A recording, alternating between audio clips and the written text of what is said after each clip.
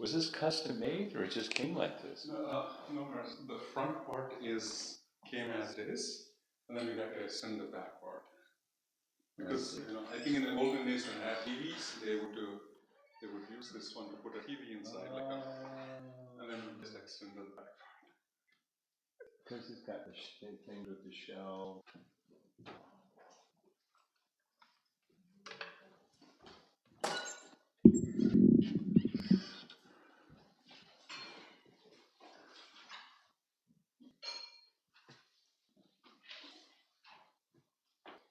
Hare Krishna.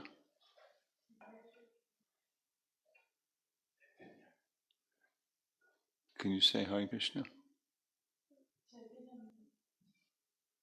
Hare Krishna. Okay, don't say Hare Krishna.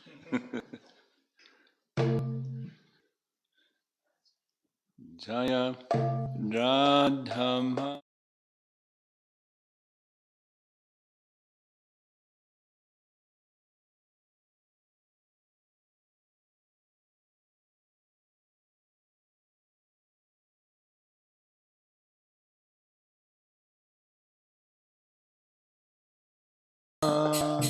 Kunjabi Hari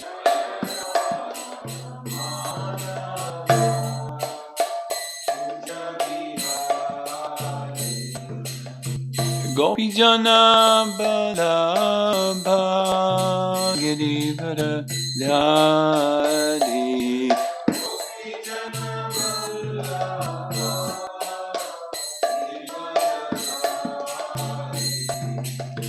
Gopijana Balabha Girivara Dhari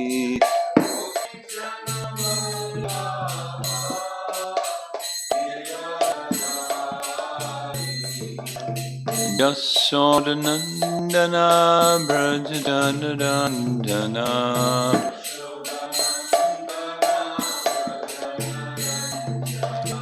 Yasodhanandana Brajadanandana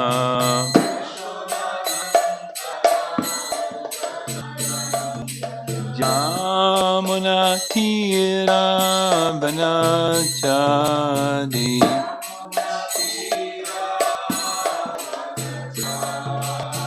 Yamuna Tira Vanachadi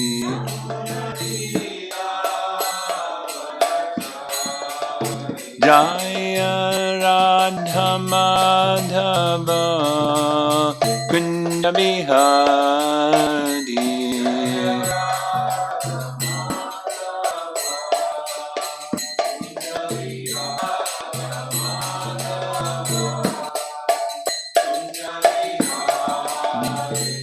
Gopijana Balabha Girivara Dhari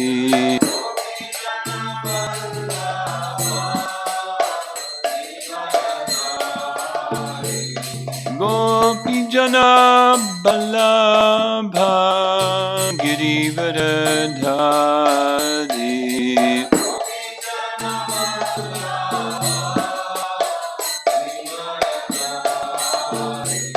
Yasodhanandana Brajajanandana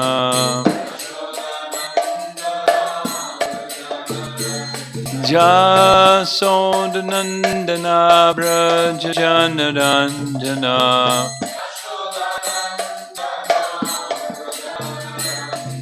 Yamunatira Vanachadi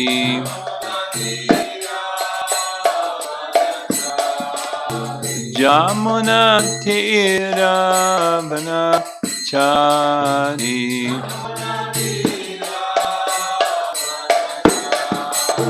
Jaya Radha Madhava Kunja Bihari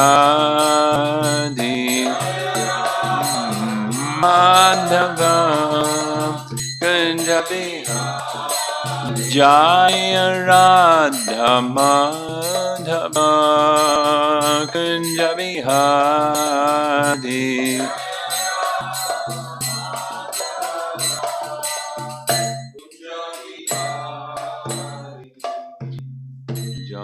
Vishnupad Paramahansa Parivijaga Charja Astatar Srimad His Divine Grace A.C. Bhaktivedanta Swami Srila Prabhupada Ki Ananta Koti Vaishnavrinda Ki Grantaraj Srimad Bhagavatam Ki Gora Premanandi.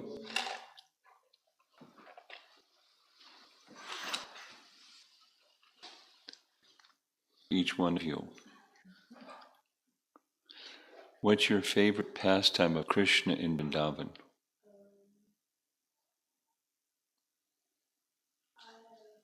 You don't have one.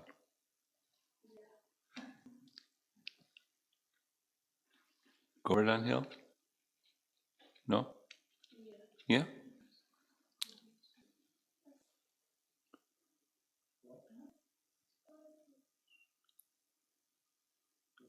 Which one?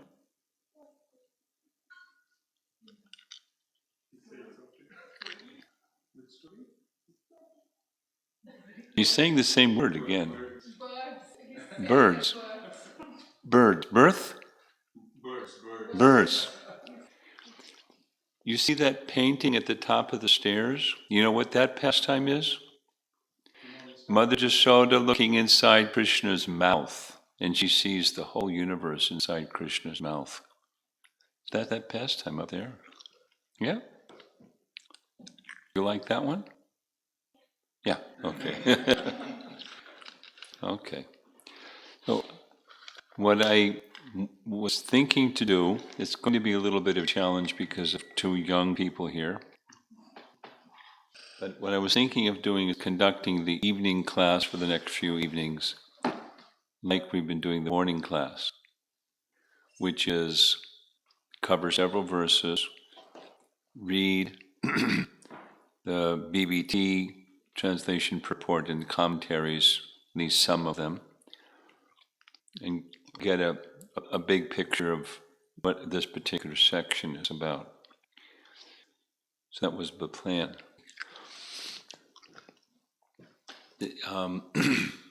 The speaker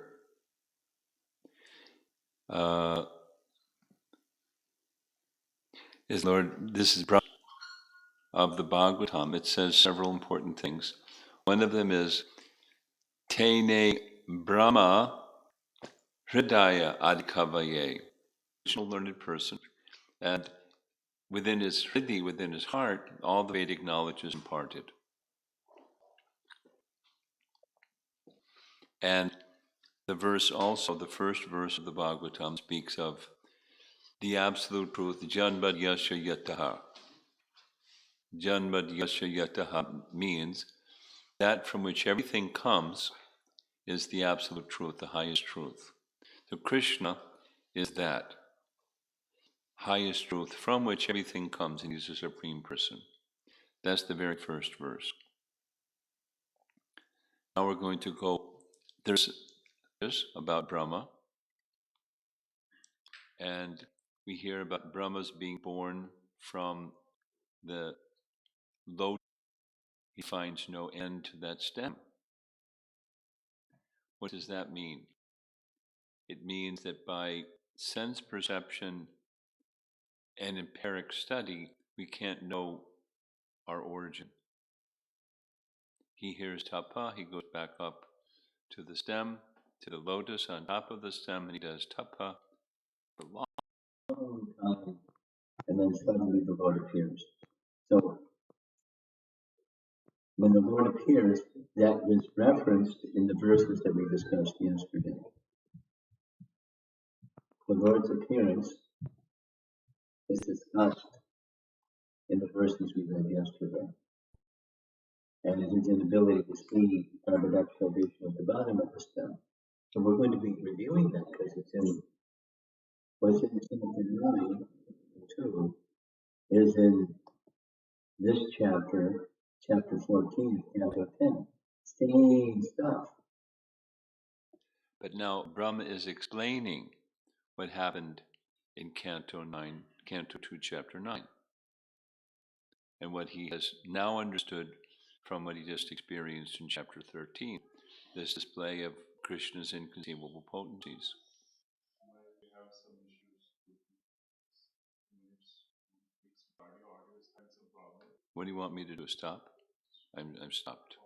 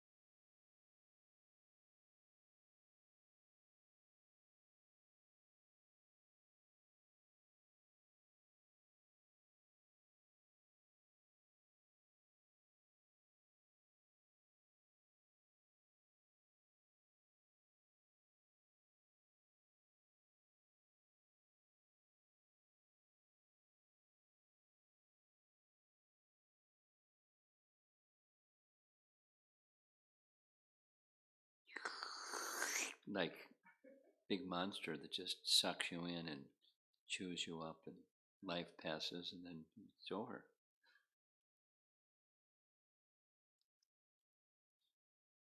It's useful to use that in Krishna's service is good. We're okay? Sound is okay? So there was no sound for a little while, so we're doing a little review. 111 Bhagavatam connects with Canto 2, Chapter 9. That's Brahma's realization. As he climbed down the stem and so forth, he did his austerities and so forth. We're going to hear that again in this section in Canto 10, Chapter 14. That's what we're discussing, Brahma's prayers. And in these prayers, he's explaining what he experienced in Canto 2 in Canto 10. The events in Canto 9 and Canto 2 are referred to in Canto 10, and he's explaining them. And so I wanted just to read 2 verses from Canto 2, Chapter 9, starting with text 31, 2:9:31.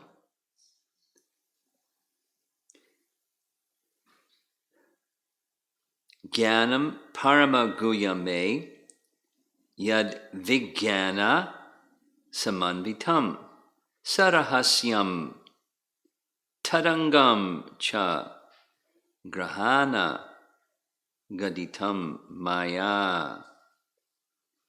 The translation: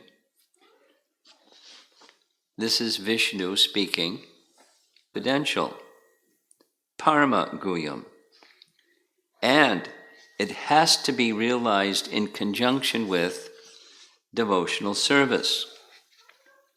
And that's this sarahasyam. Sa, rahasyam. Sa means with, rahasyam, devotional service. The necessary paraphernalia for that process is being explained by me. You may take it up carefully. And now, fast forwarding 2 more verses to text 33, 2:9:33, we have the first of the Chaturshloki verses. And in this section, the phrase is used repeatedly. The mystery, we're going to hear that in his prayers in chapter 14. The mystery. And the mystery is solved. Sherlock Holmes solves mysteries. So, do you know who Sherlock Holmes is? Yeah? And the means to solving the mystery is devotional service. Without devotional service, you're not going to solve the mystery. It remains a mystery. You got to have Sherlock Holmes by your side, and then you can solve mysteries. You have to have devotional service. In the process of Gyan, Krishna cannot be known. So then, but there is all kinds of stuff, like creation, the universes. So what did Brahma see when chapter 13, it's right in the text that we read. Let's go to what we read yesterday. What we read yesterday was Canto 10, chapter 14. We started with verse 15 and through 18. I'm just going to read like we have been doing in the morning class. So text 15, 10, 14, 15. My dear Lord, Brahma's praying to Krishna standing there in Vrindavan. If your transcendental body, which shelters the entire universe, is actually lying upon the water, that's the Garbhodak ocean, then why were you not seen by me when I searched for you? He climbed down the stem, he couldn't find him. That's what it says in Canto 2. He couldn't find him. Why I couldn't see you? And why, though I could not envision you properly within my heart, did you then suddenly reveal yourself? He was searching within his heart, and suddenly he saw the Supreme Personality of Godhead before him. Haribol, Prabhu. Welcome to the spiritual world. And surrounding the Lord was personified all of his potencies. And it gives names and numbers and so forth. Same thing that Brahma saw in chapter 13. I mean, the same nomenclature isn't there, the same numbering system isn't there, but he saw Krishna manifest himself as each of the calves and cowherd boys, and then each of the forms of Narayan, and then the personified Vedas and all of the potencies, and then we're going to read the verse, it's next verse coming. He saw all the universes, plural. All the universes. Could you imagine? Arjuna saw the universal form. He saw all the universes. And then poof, they all went away. Whew. Brahma was overwhelmed. But now he just had that experience, so now he's going back to what he experienced in Canto 2, Chapter 9, describing. But it's also combining what he saw in Chapter 13 of Canto 10. He saw, just that same day, the moments before, he saw everything that exists is within Krishna. Now he's going to make reference to the same as that painting up at the top of the stairs there. Mother Yasoda looking inside Krishna's mouth and seeing everything. Not just one universe. Universes. She saw everything. Because everything is within him. So that's what this verse says. My dear Lord, if your transcendental body, he's looking at this little 7-year-old boy, and within your body, it shelters the entire universe. And that same body, in the form of Garbhodakshai Vishnu, your expansion, is lying on the water, the causal ocean. So when I went to look for you, why didn't I see you? Because you're sheltering all the universe. Why couldn't see you? It's a mystery. I could see your form. I couldn't see you then. How come? And then when I did my meditation, I couldn't see you, and then all of a sudden I saw you. So like, huh? Can you know, so he's puzzled. Here's Jiva Goswami's commentary. This is text 15. Brahma speculates in this verse, if this expansion of yours in the water, the Garbhodakshai form, is real and spiritual and is the embodiment of the universe, then why was that form not seen by me? Why did I see you clearly only in my heart during samadhi with mature intelligence, as a form with eternity, knowledge, and bliss? He's revealing the truth about Krishna for us, but he's expressing it in the form of prayers. And it's couched in a question, but the mystery of his question is understood through the medium of devotional service, not by empiric wisdom. Brahma elaborates. This is Sanatana Goswami. We're still on text 15. We're going to go through text 21.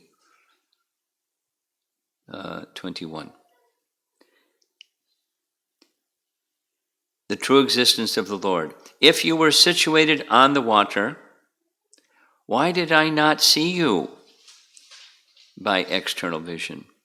You appeared in my heart by following your order tapa tapa, only after long practice. But even then, the effort did not give the full effect. He's now seeing the full effect, because that's stated. Why did you not appear to my external vision and only in my heart? And you did not appear again. This implies that after the Lord gave benedictions to Brahma and disappeared, that's Canto 2, Chapter 9, Brahma performed meditation again, out of pain in separation in order to see him, but could not even see him again in his heart, at least at that time. Now here he is again. So he's saying, this is a big mystery. That was text 15. 16. 10, 14, 16. So the key phrase in this 16 is Maya Dhamana. That this is, Brahma is exploring a philosophical question. What's real? And what's Maya, or illusion? Is this creation, where we are right now, is it real or is it illusion? And what Mother Jasoda saw in your mouth, is that real or is it illusion? What's real? This is a philosophical question. Going back to the Chaturshloki verse, aham eva sameva agre, which means I alone exist. So, but now you see it, now you don't. So did it exist or did it not exist? If it's temporary, it's asat, it doesn't exist, but it exists. And we're going to hear coming verses about seeing the distinction between a rope and a snake. When you look at a rope and you think it's a snake, you feel something, like maybe fear. But when you understand, oh, it's just a rope. So the appearance of something and the reality of something may be different. Commonly they are. And everything in the material world appears to be what it's not. That's illusion or Maya. So is illusion or Maya real or not real? And you can say both. It's real. At least it appears to be real. It's something, but it's not what it appears to be. So if it's something but not what it appears to be, then is it real? Is this universe that we're in real? Is the universe that was seen inside Krishna by Mother Jasoda real? And now he's, what I just saw a few minutes ago, Brahma speaking, that was real. That was Satchitananda Vigraha, but it then, poof, it disappeared.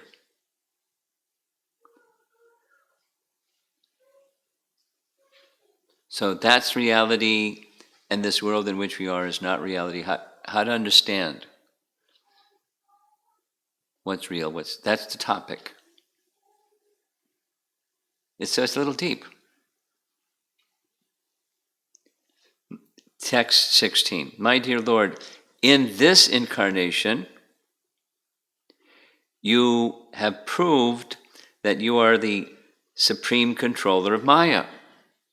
There's the Maya word again. Maya Damana. He's the subduer of Maya. So he can't be influenced by Maya. Maya is under his influence. Although you are now within this universe, the whole universal creation is within your transcendental body. So is this universe false and what's real is what's in your body, or what's real in your body is false and this is real?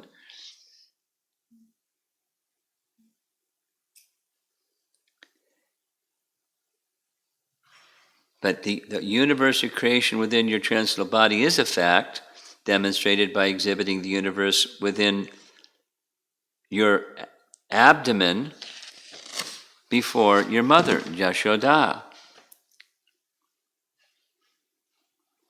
And then the commentary, the BBT purport, this Yogam Aishvaryam,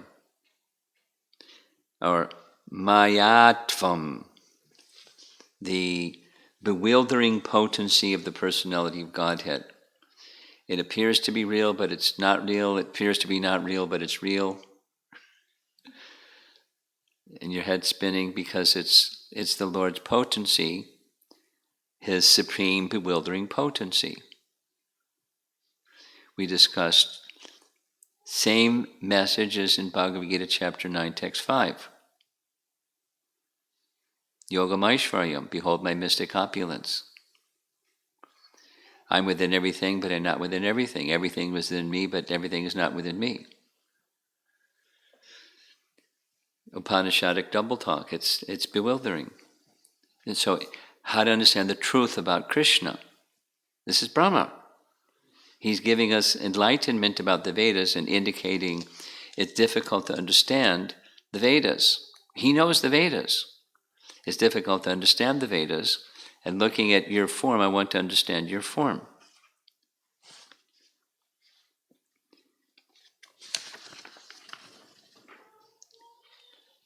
Sanatana Goswami solves the riddle. The meaning is this: though Yashoda experienced the world inside Krishna is real, then after not seeing it, it seemed like a dream or a magician's trick. Then there's the external world. She thought, well, maybe the external world is also just a dream or false. Because Brahma was omniscient and because the Lord gave him mercy at that time, he had perceptions of Krishna both inside and outside.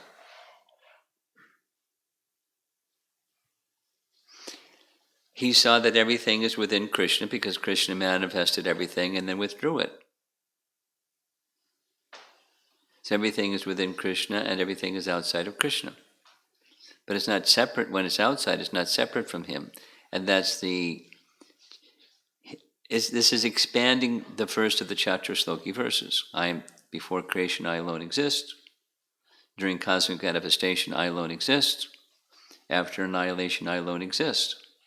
There's only one thing, Krishna, and the expansion of Krishna's potencies.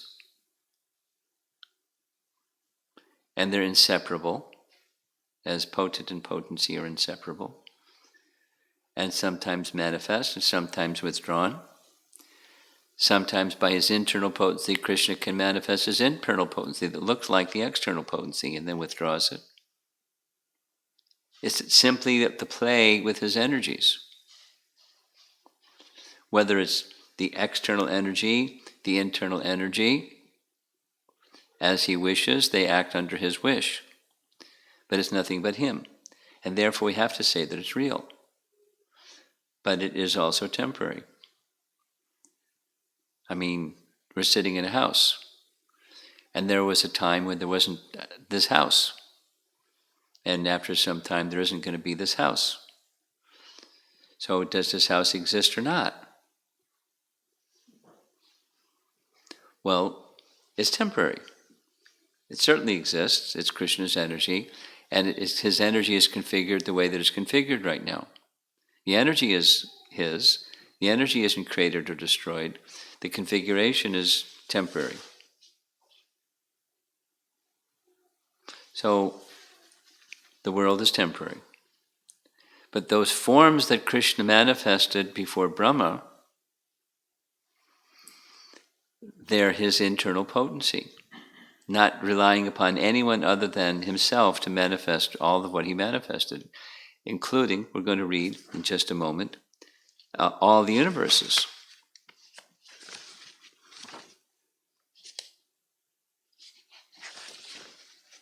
Let's read.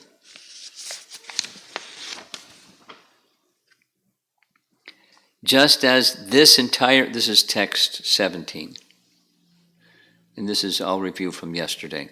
Just as this entire universe, including you, was it exhibited within your abdomen when Mother Jasoda looked inside Krishna's mouth. Mother Jasoda saw this universe and all the universes, including Krishna, within Krishna's mouth. Mother Jasoda looking inside Krishna's mouth, within Krishna's mouth. So there. So it is now manifested here externally in the exact same form. How could such things happen unless arranged by your inconceivable energy? So that's the mystery. He is inconceivable, and his energies are inconceivable. So don't try to wrap your mind around that which is inconceivable, because it won't reach around it. It's inconceivable. But one can accept the inconceivable potencies are from the inconceivable. And the mystery can be understood at least to some degree by the medium of bhakti. And so now we're ready for the final verse of what we discussed yesterday. This is now repeating what he saw in chapter 13. Have you not shown me today that both you and everything within this universe is manifestation of your inconceivable potency? First, you appeared alone. This is the verse spoken by Brahma. Then you manifested yourself as all the Vrindavan calves and cowherd boys. Next, you appeared as an equal number of four-handed Vishnu forms who worship by all living beings, including me. And after that, you appeared as an equal number of complete universes. Finally, you have now returned to your unlimited form as the supreme absolute truth, one without a second. Mind-boggling. But it's the ahameva agre. So whether it's this external, whether it's Naperville or the house with the stairs and the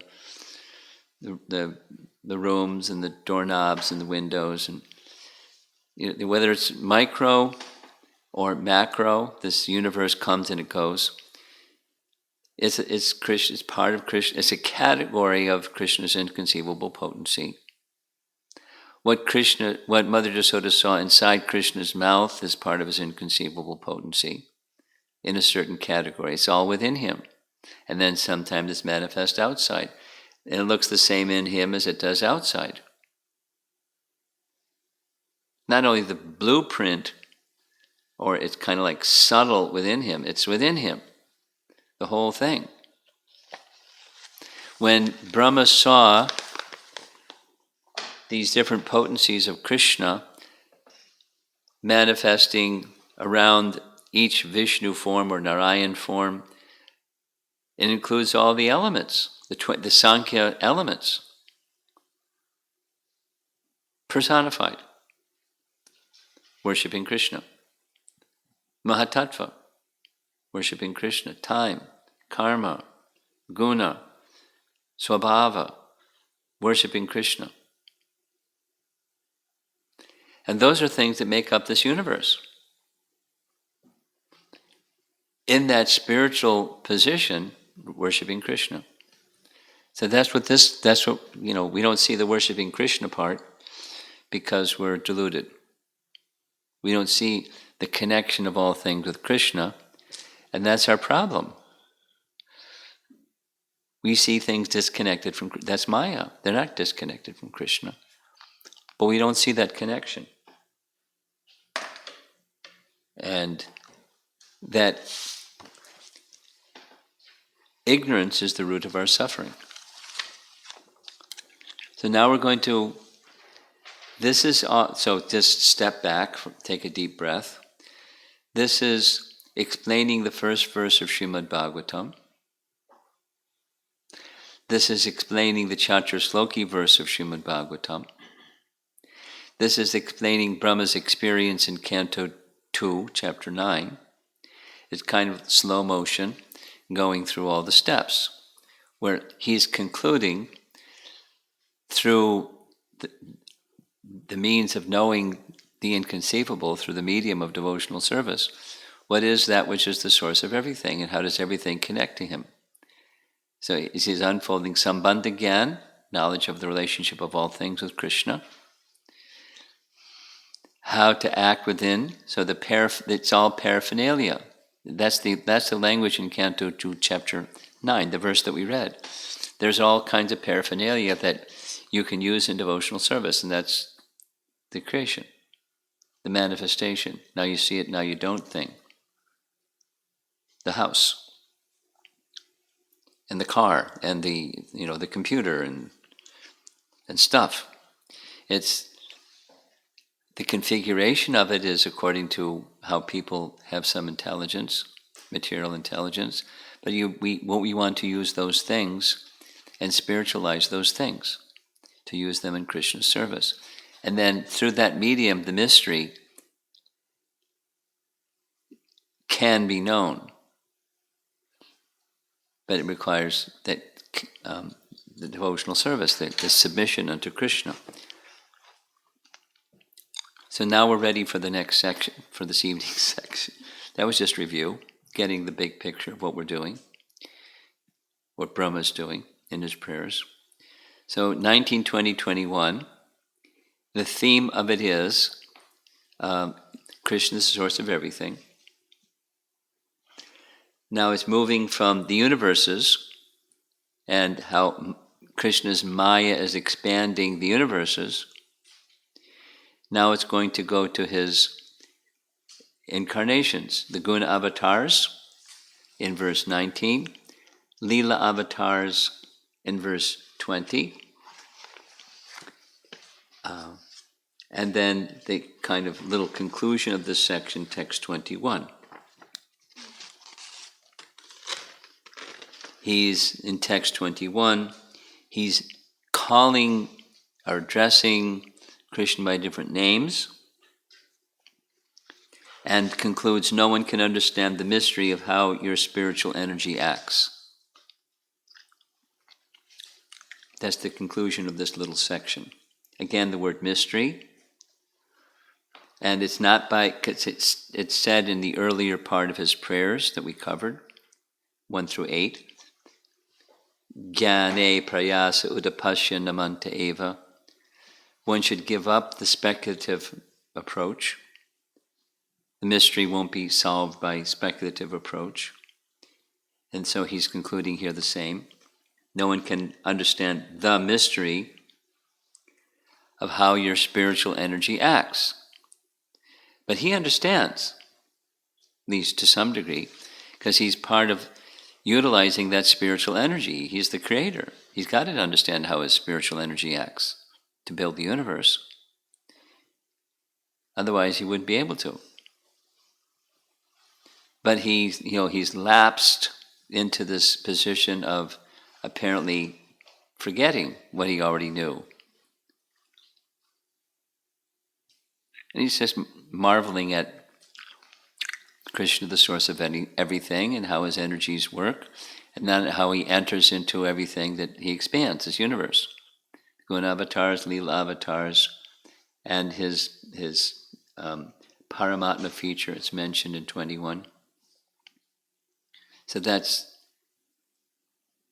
19, 20, 21. So everybody that knows a little something about Vedas, they know Brahma, Vishnu, Shiva. I mean, kids in American schools, the Hindus believe in Brahma, Vishnu, Shiva. They know that. I mean, what it represents, they don't really know, but that guna avatars.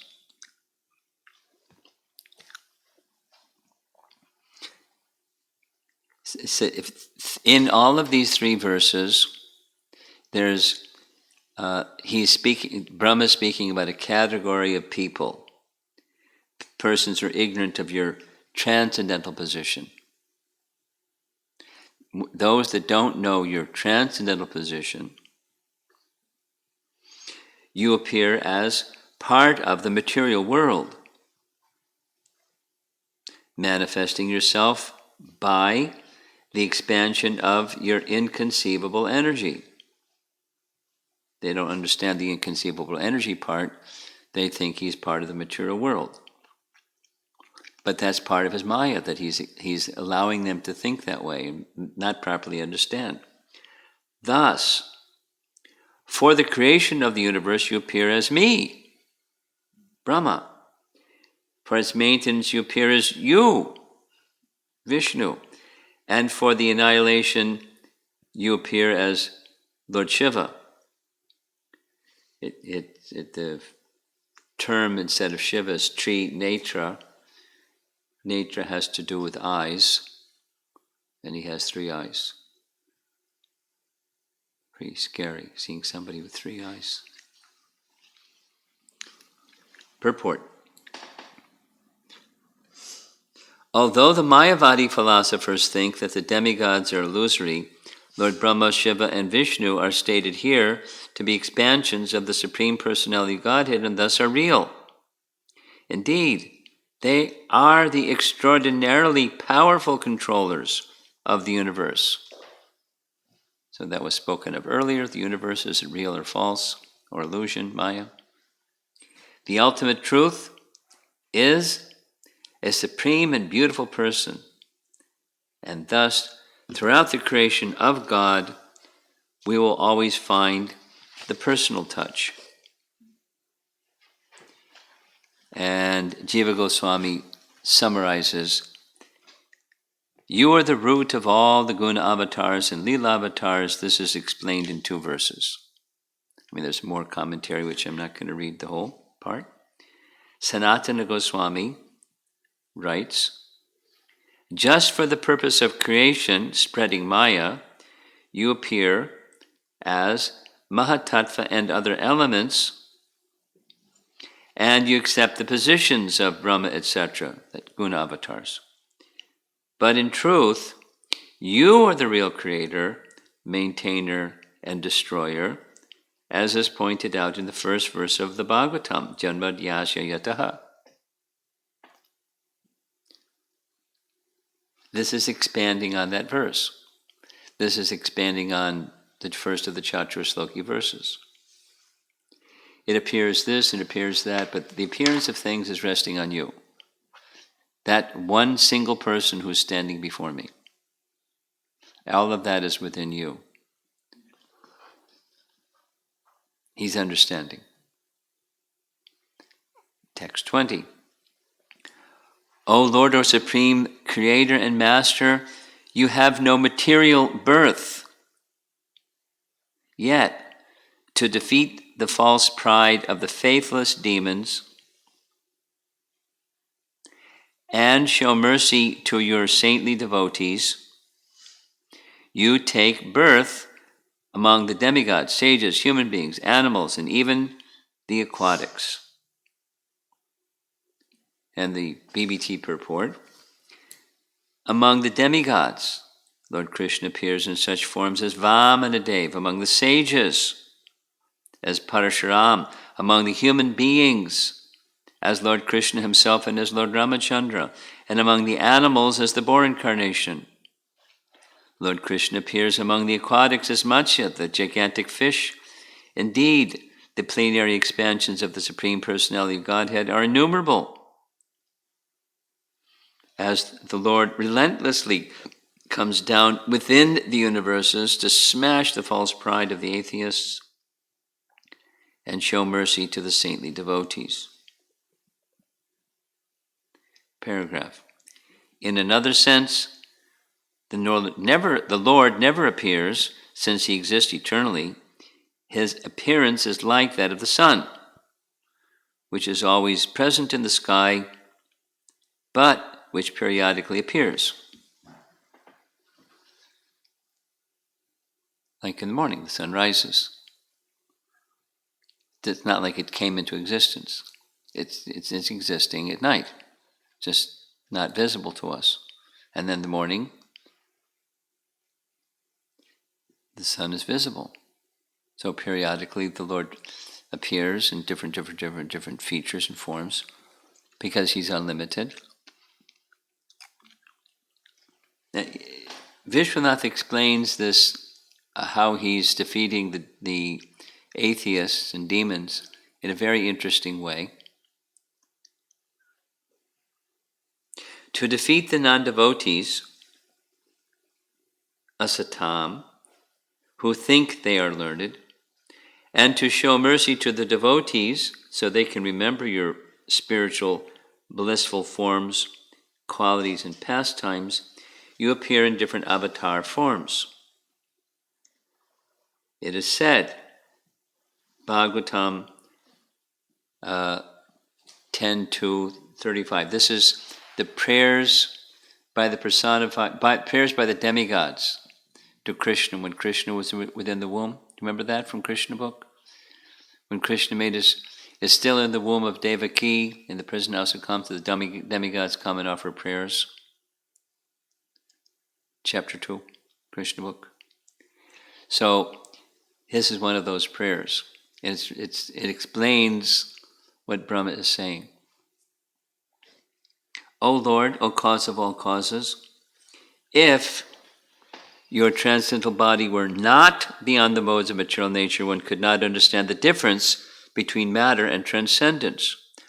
Only by your presence can one understand the transcendental nature of your Lordship, who is the controller of material nature. Your transcendental nature is very difficult to understand unless one is influenced by the presence of your transcendental form. So how are we going to understand what's beyond the temporary if we don't have experience of what's beyond the temporary? Pretty reasonable.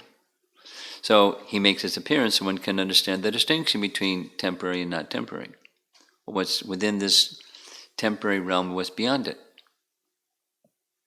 It's not kind of like the sun is needed to see the distinction between darkness and light. And other forms, like there's electricity. We have some lights on in the house. But what's electricity but a transformation of the energy of the sun by different means. The light at night, electrical lights, are nothing but a transformation of the energy of the sun by various technologies or methodologies. We need the sun to have light. We need to have Krishna's presence in order to understand the distinction between the temporary and the eternal. To understand transcendence, we need Krishna's presence. That's what the demigods are saying. That's what Brahma is saying in this prayer, text 20. You appear to defeat the atheists, but also you come to please the devotees. And here's Sanatan's, well, the whole thing is really nice. Here's Jiva Goswami, and then Sanatana Goswami, and we're done.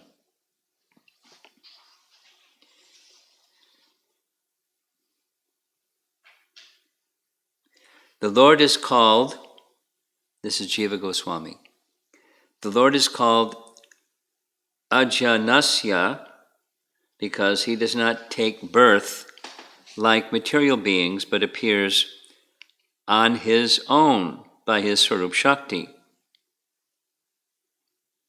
only for protecting his devotees, just like what Brahma saw just some short while ago.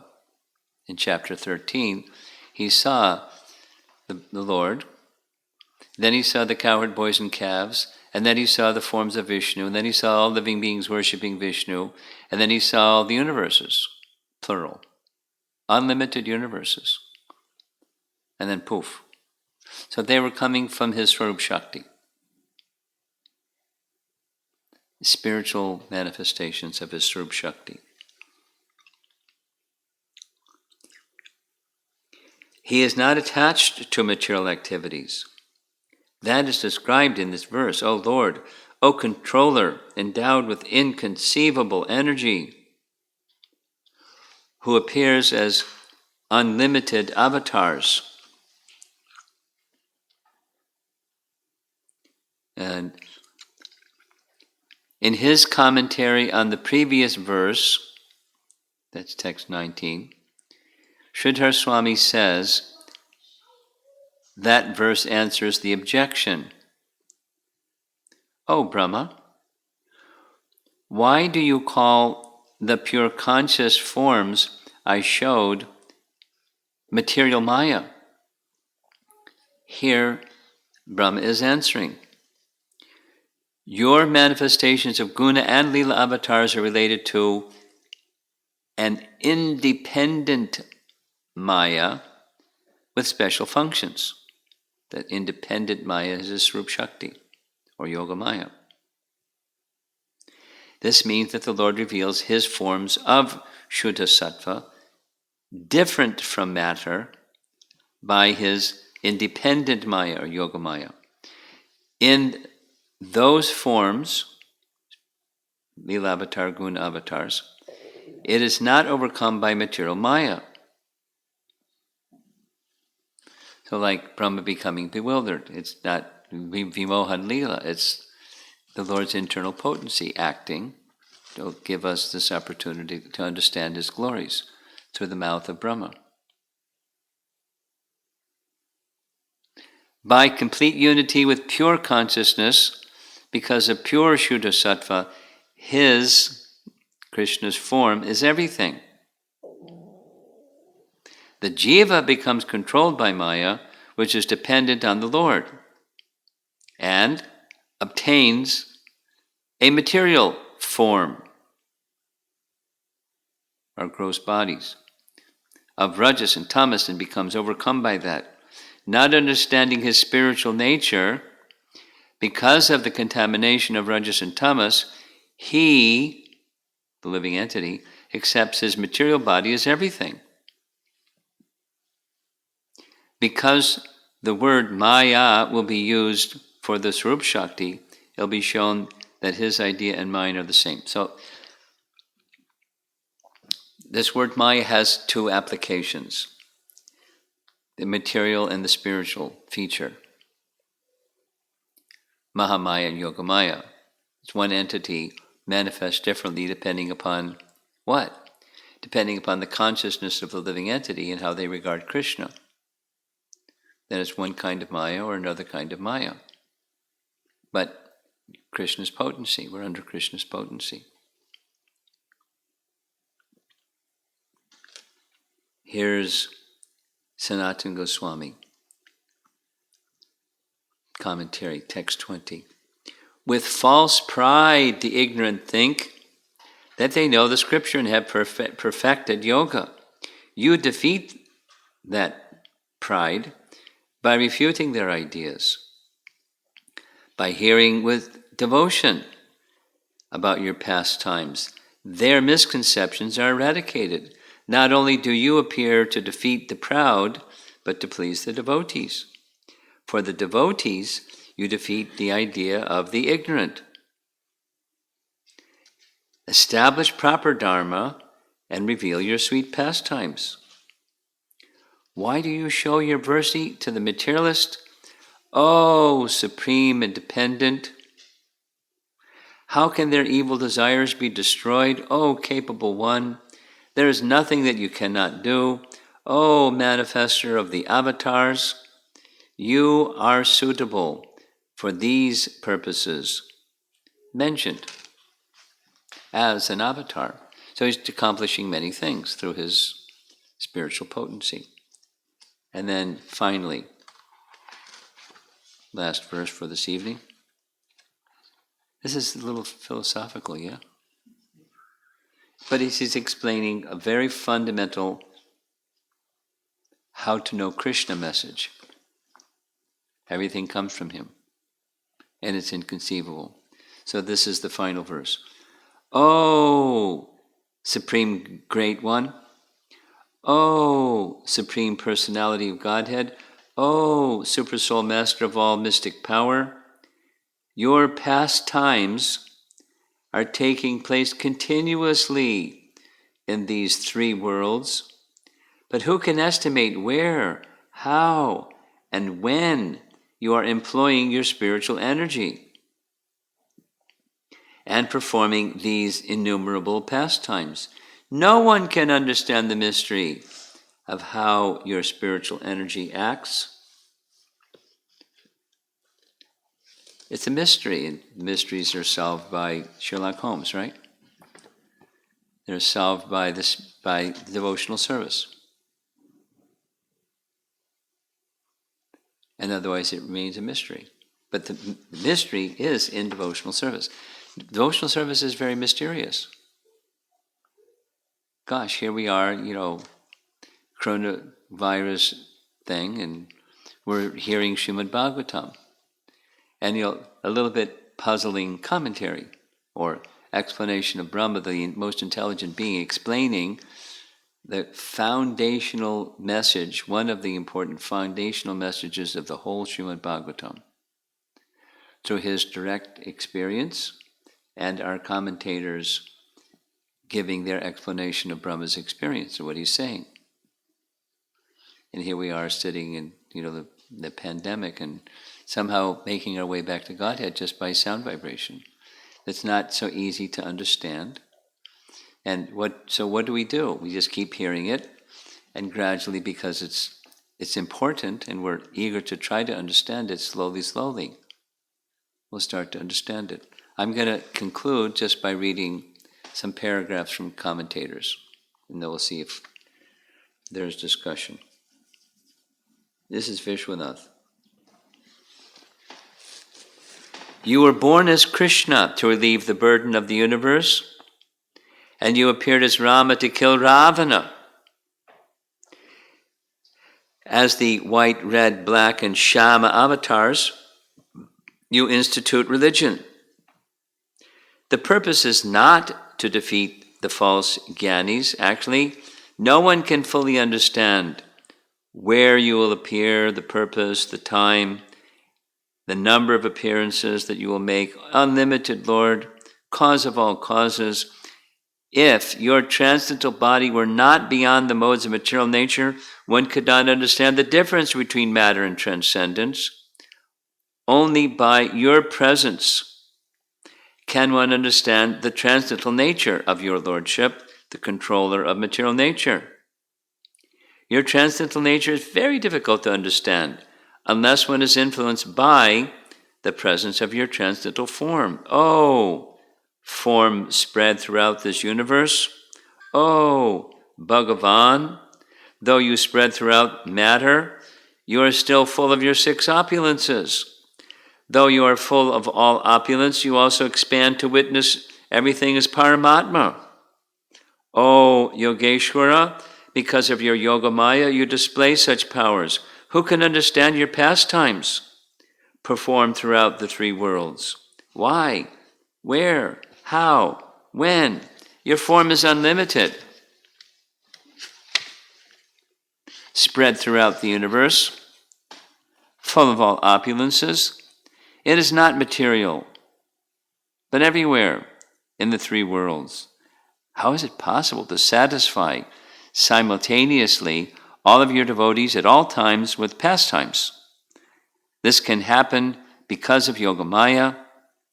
By your inconceivable energy, Yogamaya carries out the work of presenting various pastimes to various worshippers at the suitable time.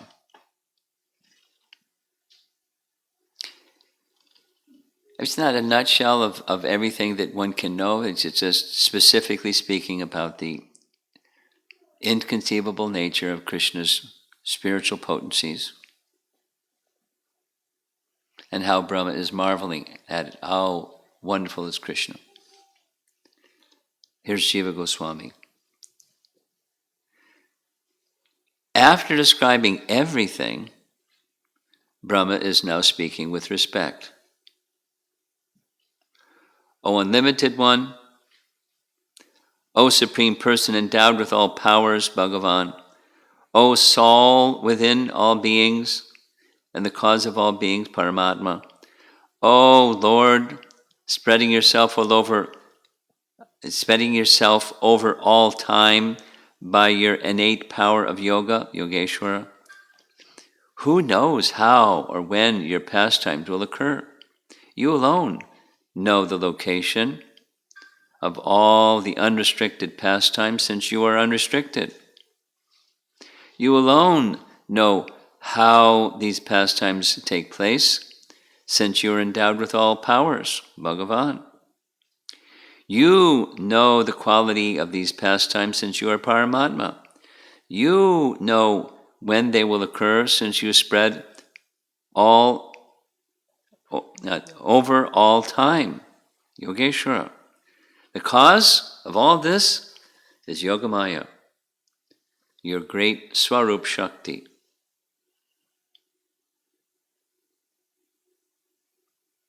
And one final commentary, Sanatan Goswami.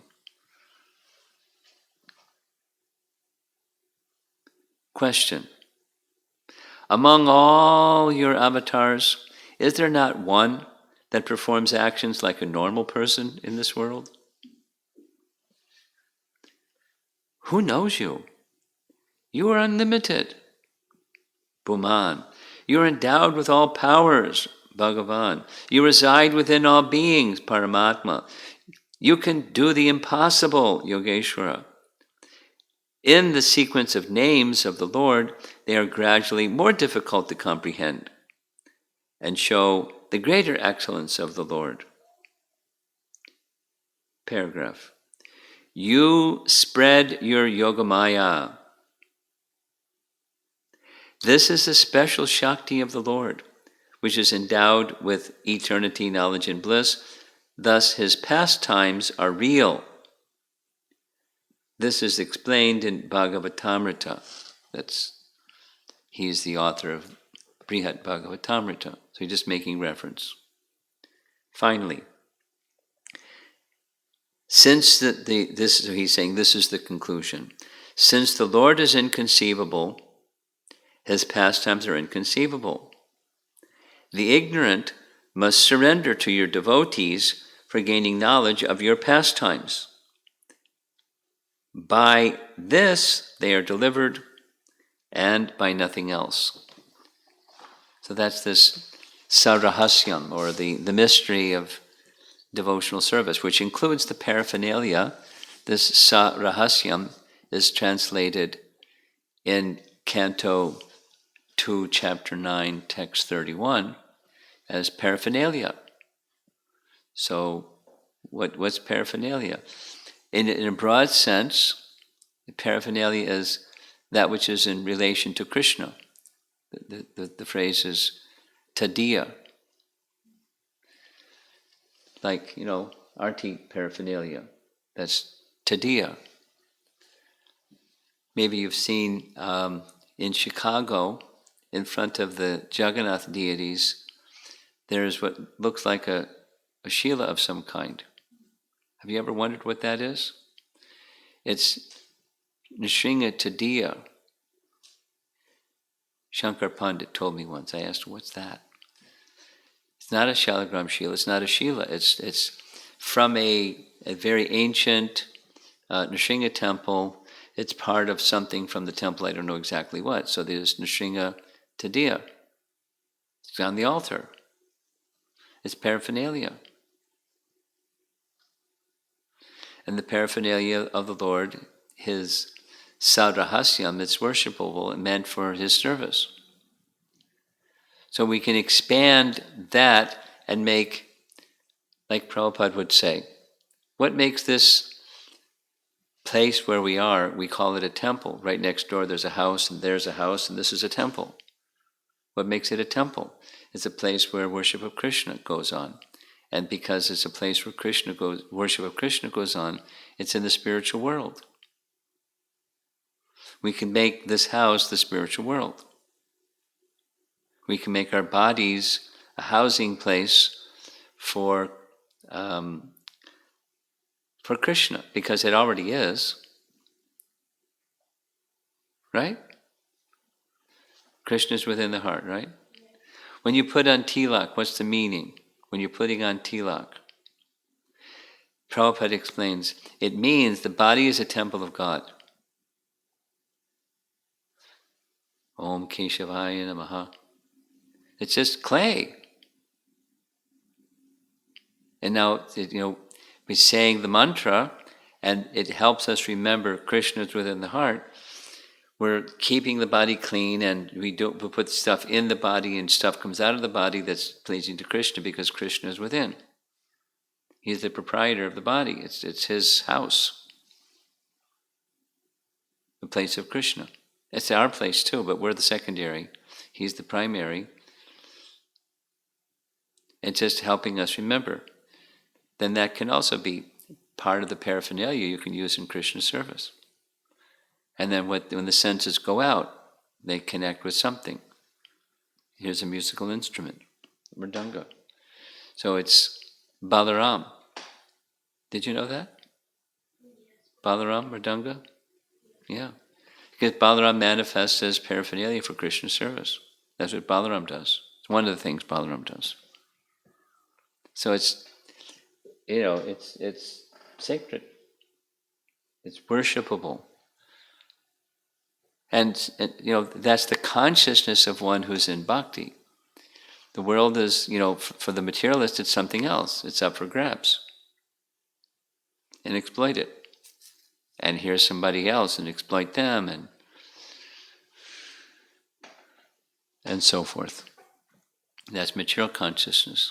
It's not seen in relation to the person. So seeing all things in relation to the personality of Godhead makes it possible to connect those things with Krishna's service, or connecting things with Krishna's service helps us to see them in relation to him. So which comes first? It's devotional service comes first. It's association with devotees.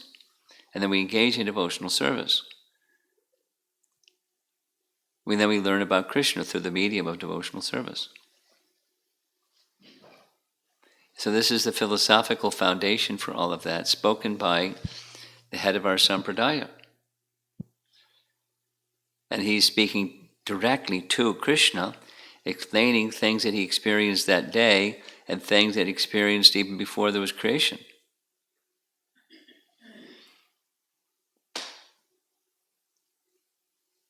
Recognizing it's very mysterious. And only you know, and to the degree that you're connected to Krishna, then you can know something. And otherwise you won't. But most likely you think you'll know through false ego.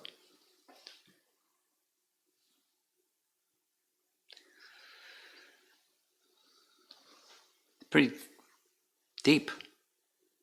That's part of Brahma's prayers. We've been going over that recording, and it covers the topic very nicely.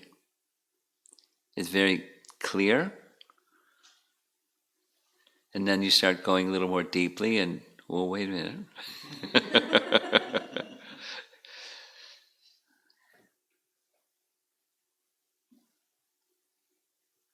Okay, see if there's any discussion.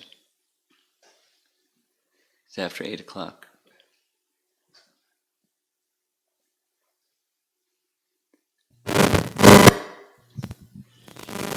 I think you have to move the direction of the speaker.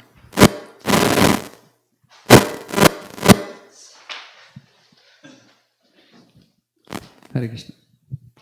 Hare Krishna Maharaj. So apparently Brahma had a spiritual question in the first canto, early on, and he had to wait until Krishna appeared to clarify the question. That's a long wait. Well, he got essence in Canto 2.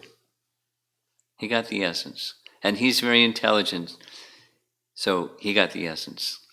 But now he's going into detail, yeah. Long wait. My question is regarding temporary and spiritual. How Krishna manifested the vision for her mother Yashoda. So I think if I understood correctly, you were saying it's not temporary, it's not Maya, it is actual vision, the reality. I was only reading commentary, so you say I said. It's just okay. Now, how do I understand the difference between material and spiritual? Because while we are temporary, I'm just trying. This thought just came to me as I was. Yeah, it's a nice topic. So, what we are eternal, meaning as a spirit soul, we are eternal, and the universe comes into existence, and while we are in the material world, it comes into existence and it unmanifests. Yes.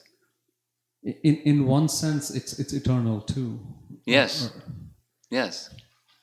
So here's a really simple answer to this dilemma. Spiritual means seeing in relation to Krishna. Material means not seeing in relation to Krishna. So here's a table, and today it's a table, and yesterday it was something else, and tomorrow it's going to be something else. After it's demolished, it's going to be something else. So, is it a table or is it not a table? Well, it appears to be a table, and it has a function. But what is it? Earth, water, fire, air, and sky. In a particular configuration, which we call now table. Somebody took, those elements and put it together this way. So before it was something else, and now it's table, and then it's going to be something else. But the elements are eternal, and the function is table. It gets into a philosophical discussion because that's the nature of the topic that's being discussed here.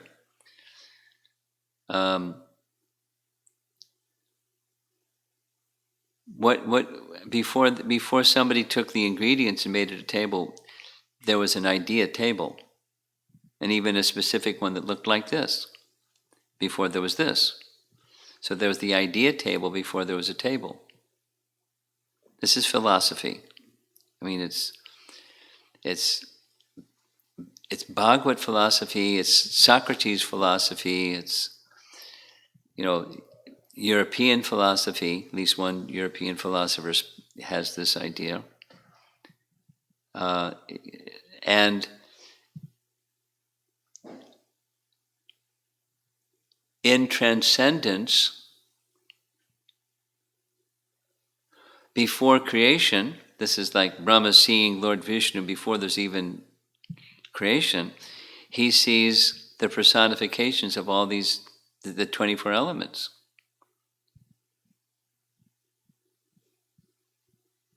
Etc.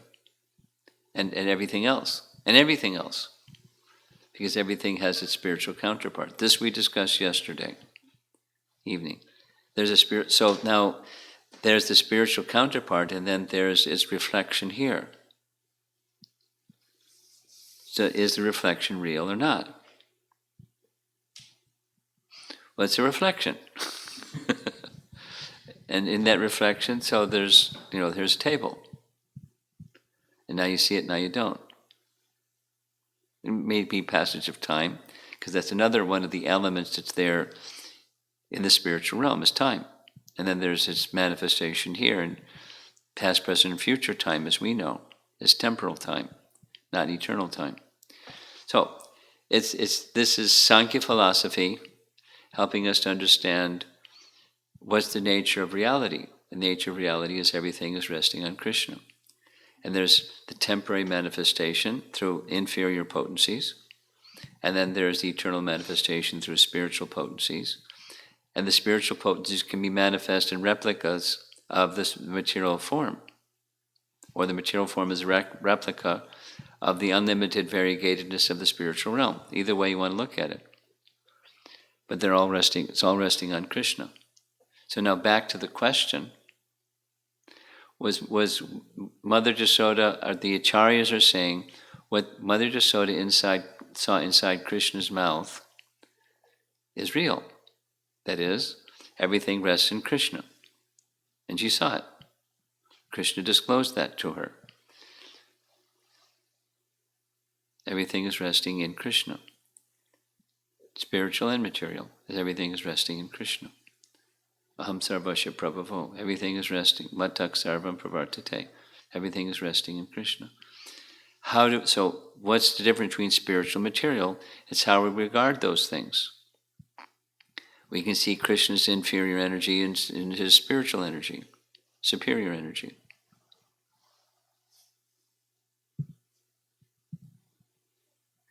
It depends on our consciousness how we see things.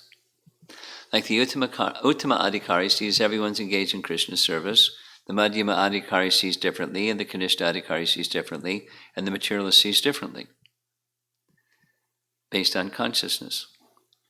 But the highest is everything is in relation to Krishna. That's spiritual,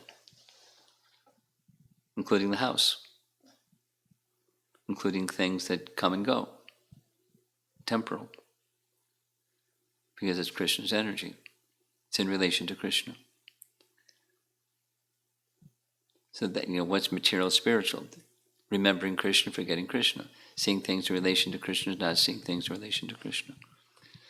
So Sankhya allows us to see things in relation to Krishna. It's a philosophical basis for devotional service. Sankhya doesn't just stop with analyzing, it's then fixing the mind in meditation and then engaging in devotional service. That's Sankhya, that's what Kapila teaches, Sankhya philosophy. It doesn't just stop with philosophy, it's devotional service. Does that answer your question? It's like it answers, Maharaj. Okay. Now, my thought just came like when Arjuna saw the universal form, he Yeah. saw its relationship with Krishna. Yeah. Now, when Duryodhana saw a similar universal form, he Yeah. couldn't connect it. That's Yes. the difference. Yes. Others could, and some could not. It was a partial universal form, and he couldn't understand. He thought that he's a mystic, and that's no big deal.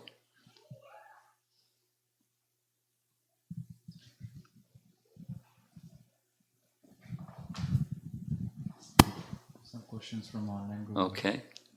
Lileshwari Mataji asks, how to ask questions, inquire so that there is a nice spiritual association between guru and disciple and can grow in Krishna consciousness. How to ask? Well, how to is with inquisitive spirit. That's how to. That I want to know. That's how to. And then this is from Shashi Rekha Mataji. In Bhagavad Gita, in introduction, it's being mentioned that Prakriti is eternal. And while in Bhagavatam, I read Prakriti gets created by the glance of Mahavishnu. Prakriti doesn't get created. Prakriti manifests from an unmanifest state, but it's eternal. It's just a different state, a manifest and unmanifest state. Not created. Doesn't like it come. It's like this example of the sun. It doesn't come into being when the sun rises. Prakriti doesn't come into being by the glance of Vishnu. It manifests from Pradhan. Sure. And then Radhakunj Bihari Prabhu asks, is the Vishwarup Darshan only for human like Arjuna and Yashoda? or do spiritual entities also get to see in the spiritual world? Not in the spiritual world. Spiritual, it's a form of Krishna, and forms of Krishna are viewable by people who are qualified to see. But it's in the universal form is in the temporal realm. It's of the universe. It's not in the spiritual world. And Vajeshwar Prana Mataji asks in follow-up to Lila Srimati's question, how does a disciple know that spiritual master is pleased? Understanding that Guru and Paramatma is same, so Guru will know from within how disciple is doing.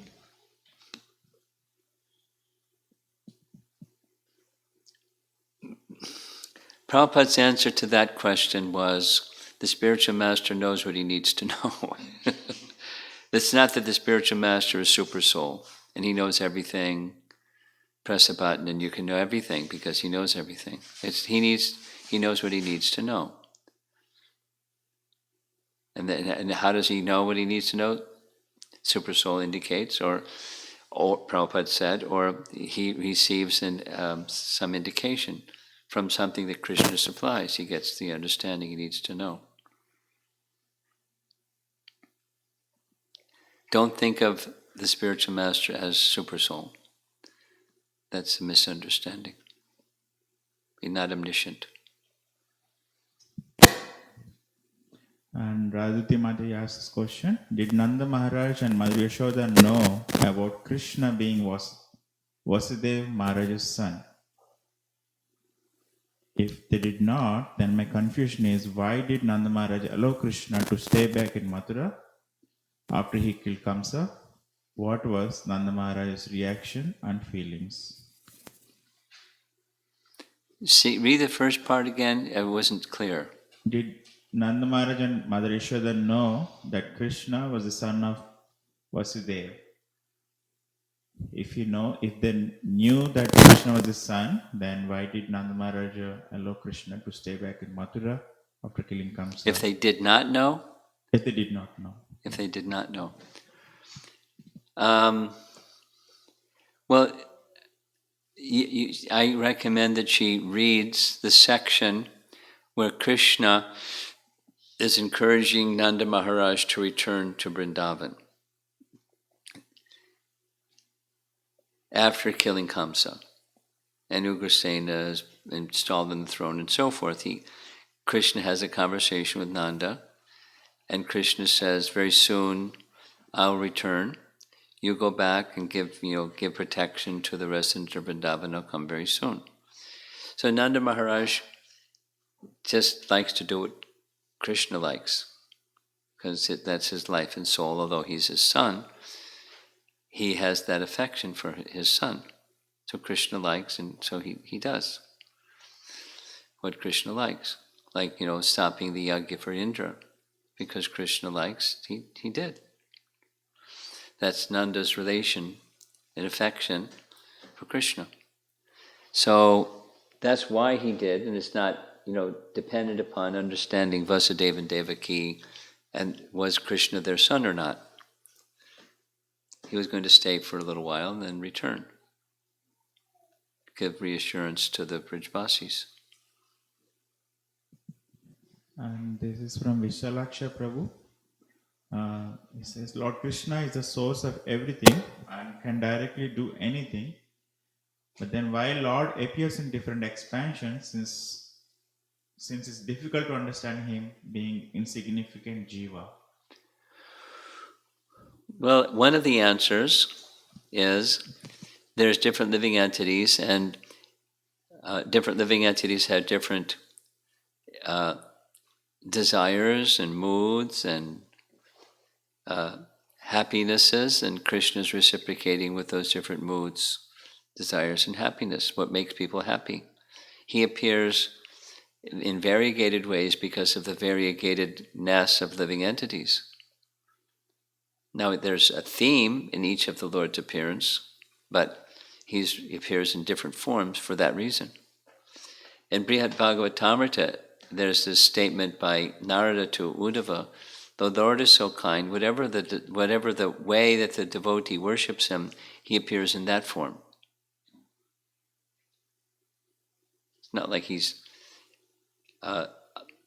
controlled in a lower sense, but in a spiritual higher sense, he reciprocates with the love of his devotees.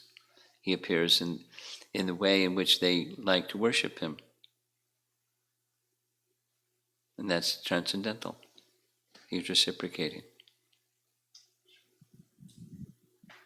Sri Radhika Mataji asks, there are religions that are more orthodox in their nature, such as Amish, that seem to have more firm boundaries around their practitioners. In Krishna consciousness, we seem to have well-defined principles. We seem to have what? Well-defined principles. Okay. But there is room for time, place, and circumstance. Yes. Adjustments in details. Yes. There are definitely things that are clearly defined as outside of the purview of a practice of bhakti. However, the principle that distinction between material and spiritual depends upon whether we see its connection to Krishna. Yes. Sometimes creates many varieties of what is acceptable within our movement. Yes. Are there any parameters that can make this area less fuzzy? Less fuzzy.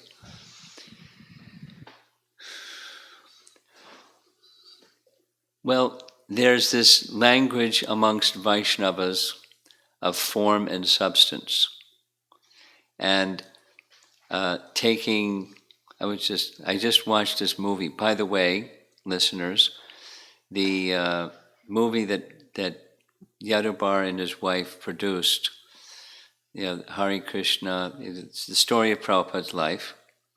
It's now accessible online. You can go find it and you can view the whole thing. I just viewed it twice. And there's a television interview, it looks like, a video, a clip, and someone was asking Prabhupada different religions, and Prabhupada's answer was, it doesn't matter. The essence is love of God, and that which teaches you and brings you to the position of love of God, that's what's important. So the fuzzy, less fuzzy, if it requires understanding not form but substance. So boundaries may be seen as form. And of course, to some degree, we have form. We have tilak and, dhoti and sari and so forth and so on, but that's not the essence. That's not how Prabhupada started the Hare Krishna movement. That's not how he expanded that. But musical instruments, mridanga, kartal, harmonium. But one can use any musical instrument. So the form is not the essence, and it's an emphasis for Hare Krishna movement is the essence, not the form is the essence. They're different. We accept an expression of form because it's conducive. But, to get the less fuzziness, when form may look like this and may look like that, what's really important is the essence. An example that comes to mind is Pundarik Vidyanidhi meeting with Gadadhar Pandit. Gadadhar Pandit, since childhood, he was very renounced. And when he saw Pundarik Vidyanidhi, looks like, yikes, I'm out of here. Let me get out of here. Why did my friend Mukunda bring me here? Because this man is a sense gratifier. But that was the form, not the substance. The substance became recognized when the Bhagavatam verse was recited and he went into a swoon. Because the substance is the substance. So to get less fuzzy by putting strictures on form,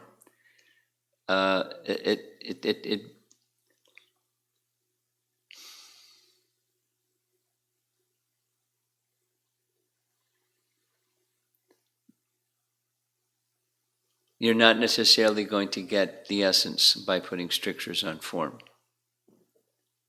and but thus less fuzzy.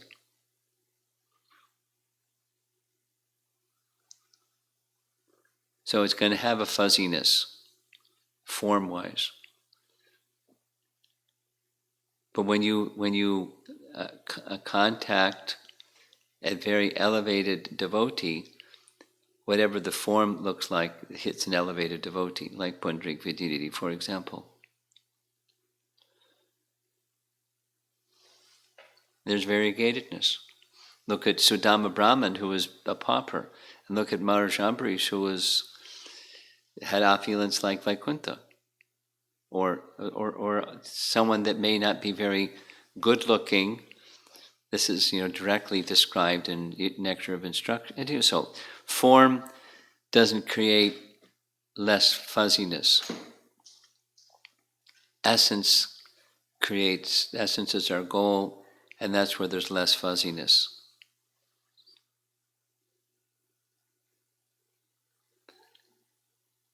Now I can just, if she was in the room, she'd be asking a few more follow-up questions, but let's see what's next on the list.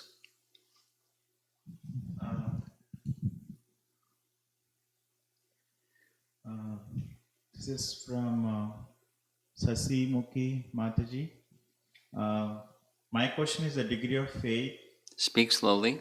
My question is the degree of faith is used to measure of our love of Krishna.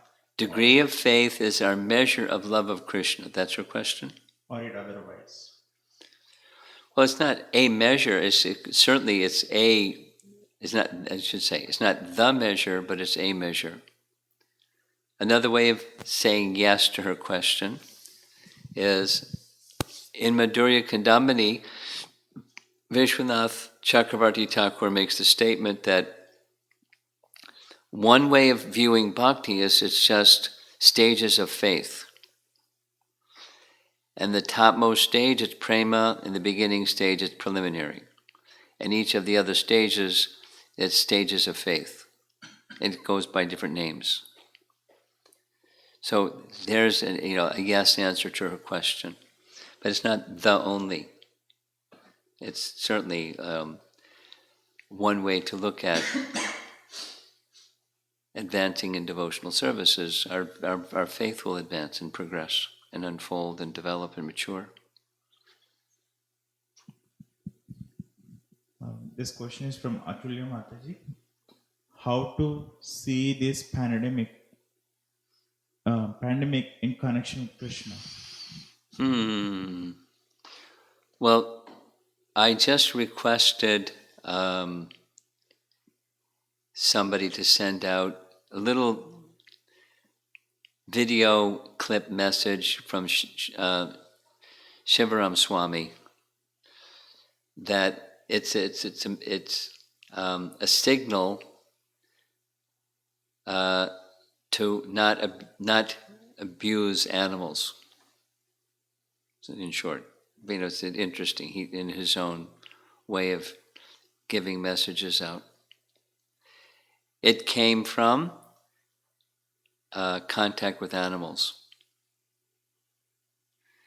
And then, the rest of the video says the other pandemics came from the same thing, or epidemics at least, and killed so many people. So, the message, so what are we, to see it in relation to Krishna, don't be abusive to animals.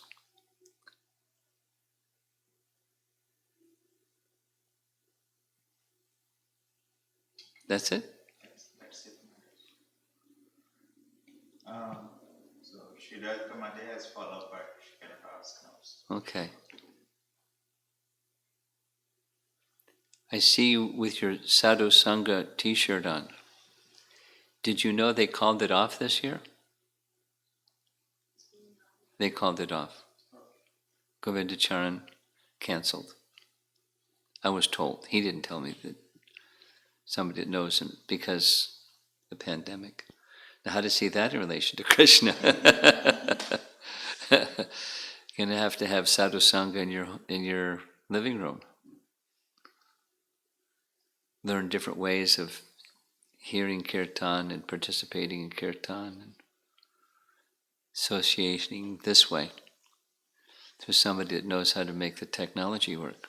See, there's some advantage to immersing yourself in technology. Yeah. One question. Yeah. Actually, a follow-up to Sri Radhika Mataji's question. Oh, Because I've been burning to ask this question, and luckily she asked. Okay. Yes, especially in my service, I deal with a lot of children, so I tend to put a lot of liberal views. Now, that kind of affects me because sometimes I may compromise on principles and whatnot. Uh-huh. So how can one balance while you're dealing with somebody who's not at the capacity of doing what we say? At the same time, we retain those. It's an art of being internally disciplined. You can even say strict, but disciplined. Mind and senses disciplined. And at the same time, being relaxed with others that are less disciplined. Parenting is like that. Being a bhakti leader is like that. Being a preacher is like that. Dealing with children is like that. Because they're less disciplined. So you're connected, and you set a standard. You're not imposing that standard artificially on others, but you're protected because you're connected.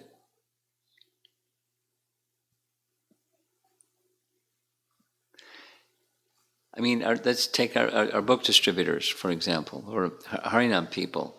They go out in the public and they're interacting with, not just children, but they're interacting with people that are without sense control and no direction, no spiritual direction in their life, or largely, abundantly.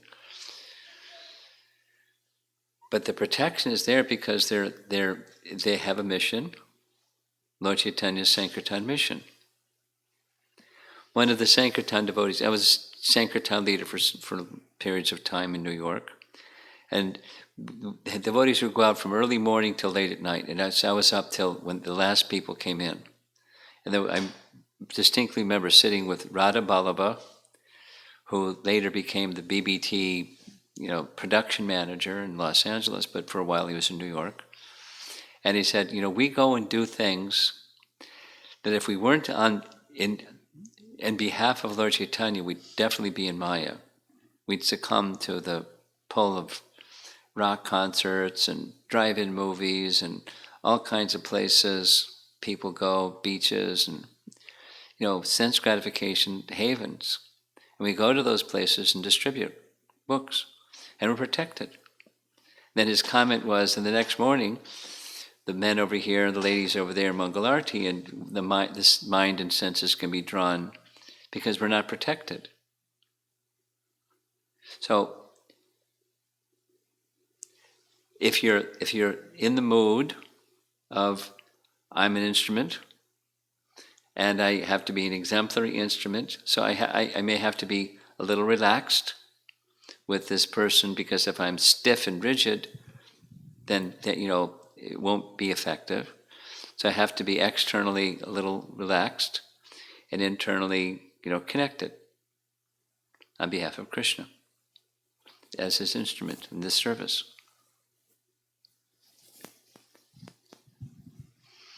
It's easier said than done, but the solution, or there's protection.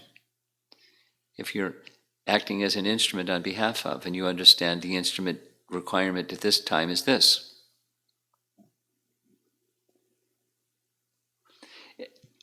You're vulnerable, which is what your message was, I took it. You can become affected and, compromised. So therefore good sadhana and the consciousness of being an instrument that's appropriate for the circumstance.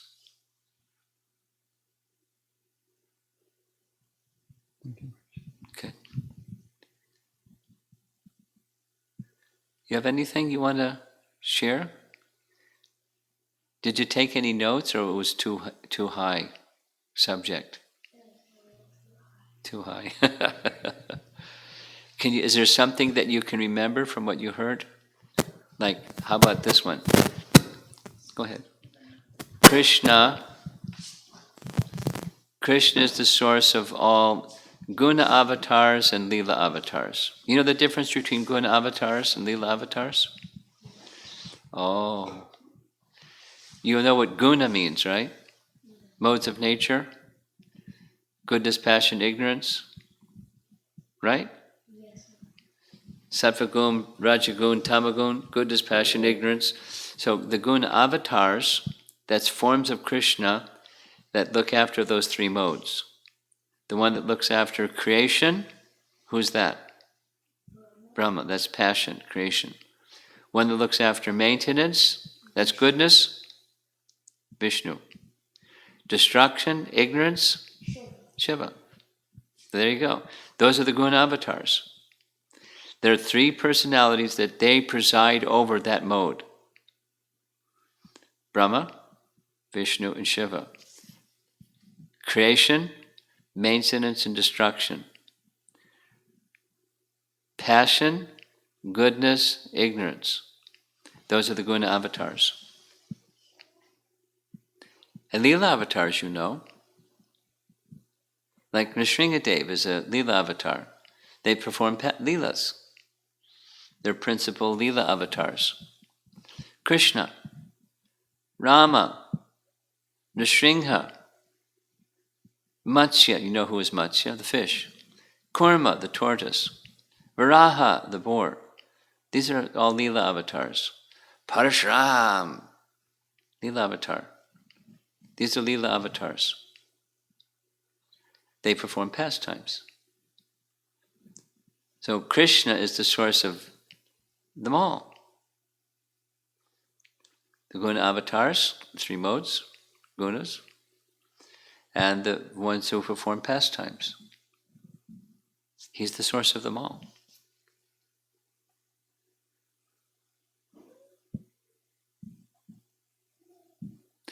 That means all of that which they are all within Krishna.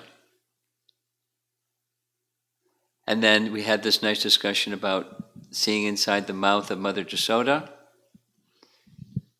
Mother Jasoda seeing inside the mouth of Krishna. And she saw everything within Krishna. Everything is within Krishna. So is that real? Or was it just hallucinating? It's real. Everything is within Krishna.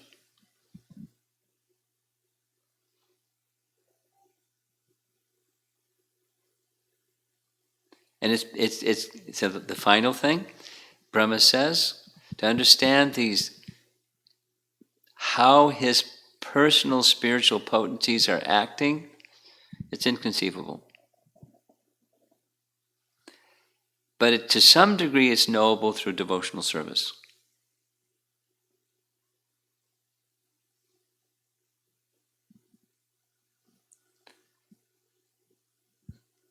So those are some takeaway points for you, although you didn't take any notes because it was too high. Okay, Hare Krishna. Prabhupada ki jai. Wow.